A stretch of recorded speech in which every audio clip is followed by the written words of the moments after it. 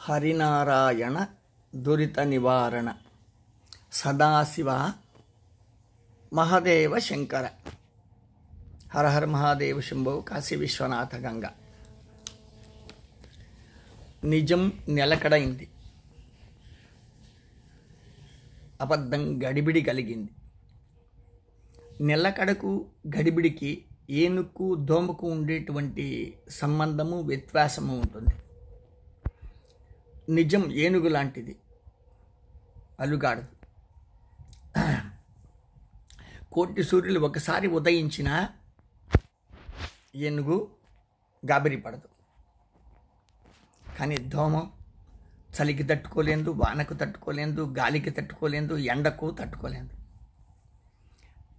దీన్ని బట్టి అర్థం చేసుకోండి. అంటే నిజం నిలకడగలిగింది, అంటే నిజానికి నిలకడ ఉంది. ఆ ఉంది అంటే ఎంత ఉంది అంటే చెప్పలేనంత ఎక్కువగా ఉంది. నిజం నిలకడగలిగింది. అబద్ధం గడిబిడి. గడిబిడి అంటే ఏం తెలిసిన తన లోపల తాను భయపడుతూ సమాజాన్ని మొత్తాన్ని భయపెడుతుంది.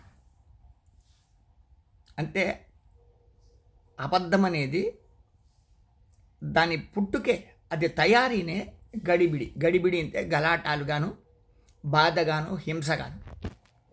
బాగా ఇప్పటికి మీకు అర్థమైంటుంది అనుకుంటాను.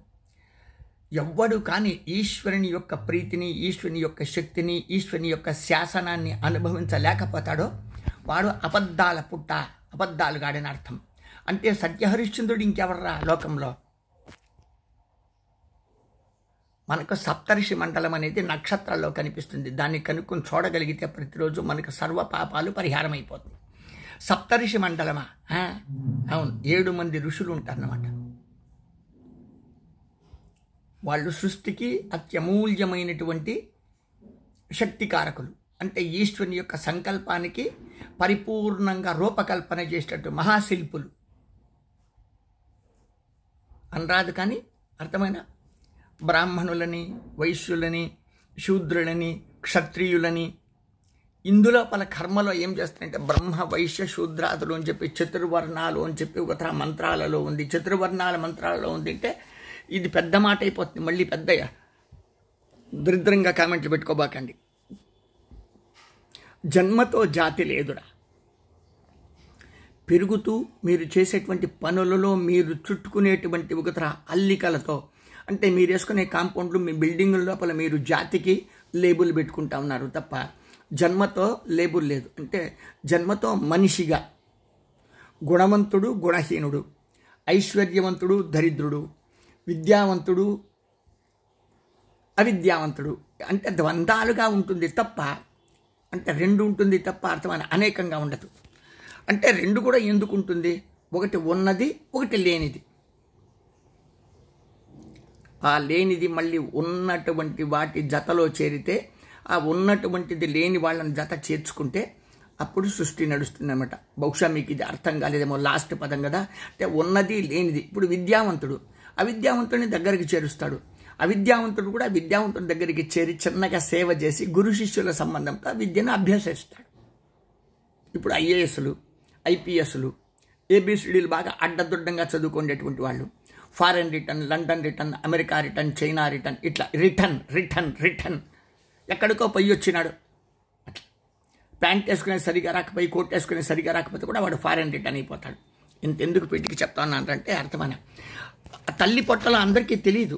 ఎవడో 100కి 1 ఒకడు అర్థమైన తల్లి పొట్టలో నుంచి అబ్బో వాడు ఏం వేదమంత్రాలు చెప్తాడరా, వాడు ఏం పాటలు పాడతాడరా, వాడు ఏం మ్యూజిక్ ఇన్స్ట్రుమెంట్లను యూజ్ చేస్తాడరా, గత జన్మంలో వాడు అంటే ఆటోమేటిక్గా మీరు అక్కడక్కడ వినవచ్చేది ఉంది గత జన్మలు. అందుకే సావు తప్పింది కాదు, చచ్చిపోతే పుట్టుకు కూడా తప్పింది కాదు.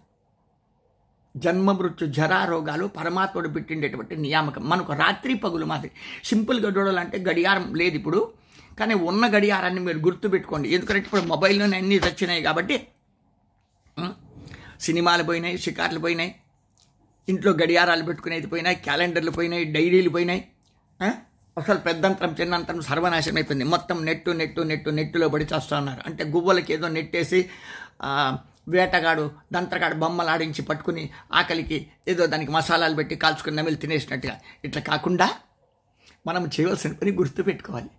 24 గంటలు అనేటువంటి 12 గంటల రాత్రి 12 గంటల పగుల లోపల మన జన్మ మృత్యు జరారోగాలు అంటే మనం పుట్టి పెరిగి అంతా చచ్చిపోతున్నాం, కాలాలు గడిచిపోతాం. అంటే 24 గంటలు కాలం ఏ విధంగా గడిచిపోతుందో అట్లా మన 100 సంవత్సరాలు కూడా సంకనాకిపోతా ఉంది. 100 సంవత్సరాలు కాకుండా 1000 సంవత్సరాలు, కోట్ల సంవత్సరాలు, యుగాంతాలు కూడా నాశనం అయిపోతాం. ఇప్పుడు గుర్తుపెట్టుకోండి, ఇప్పుడు 100 సంవత్సరాల ముందర మనకు రాముడు లేదు అని, రాముడు ఉన్నాడా అని. కానీ ఇప్పుడు 100 సంవత్సరాలు తెలియకుండా అయిపోయింది. ఇప్పుడు రాముడు ఉన్నాడు. కానీ రాముడి గురించి కష్టపడినోళ్ళు, రామాలయం గురించి కష్టపడినోళ్ళు, అయోధ్య గురించి బాగా ఆలోచన చేసిన వాళ్ళు, ప్రచారం చేసిన వాళ్ళు ఇప్పుడు ఎక్కడో మూల గుంపులో ఉన్నారు. కానీ ఎక్కడా లేని లేబుల్లోళ్ళ ముఖానికి పట్టీలు కట్టించుకుని అర్థమైన ఇప్పుడు అనురాధ్ కానీ నేను దీని మీద కూడా అర్థమైన మజాలు చేసుకుంటా ఉన్నారు. నన్ను పిల్లేదేని ఒకడు, నన్ను పిలిచినారు నేను పోను అని ఒకడు. పిలిచేది ఎవరు, నేను పోనని చెప్పేవాడు ఎవరు?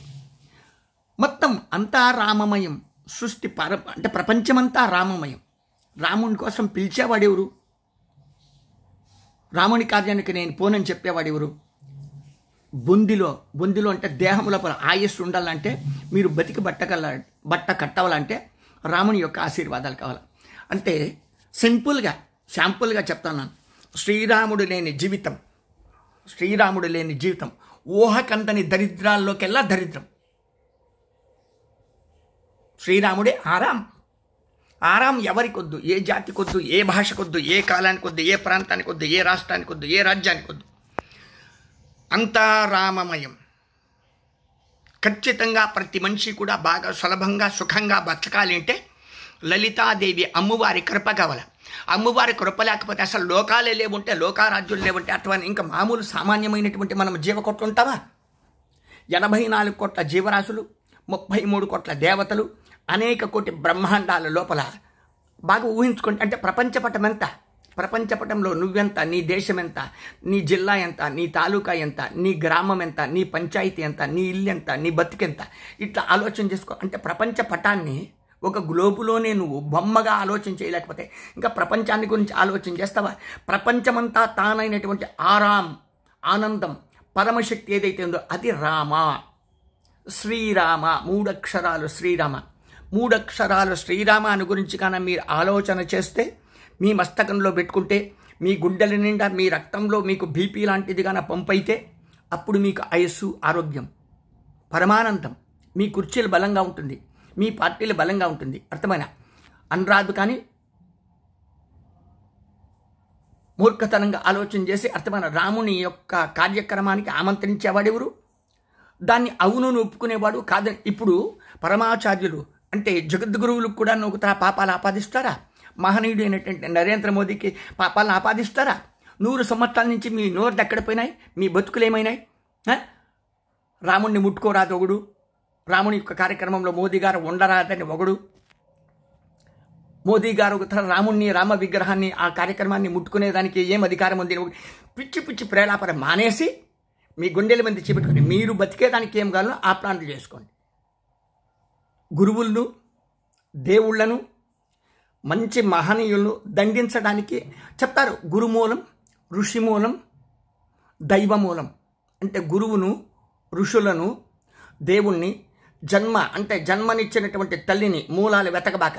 నీ తల్లి నిన్ను ఎట్లా కనింది, నీ తల్లి నిన్ను ఎట్లా పుట్టించుకునింది అనేటువంటి లోతులు వెతకబాక.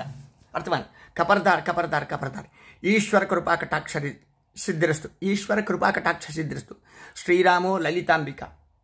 లలితాదేవి సాక్షాత్ ఆదిపరాశక్తి శ్రీరాముడు.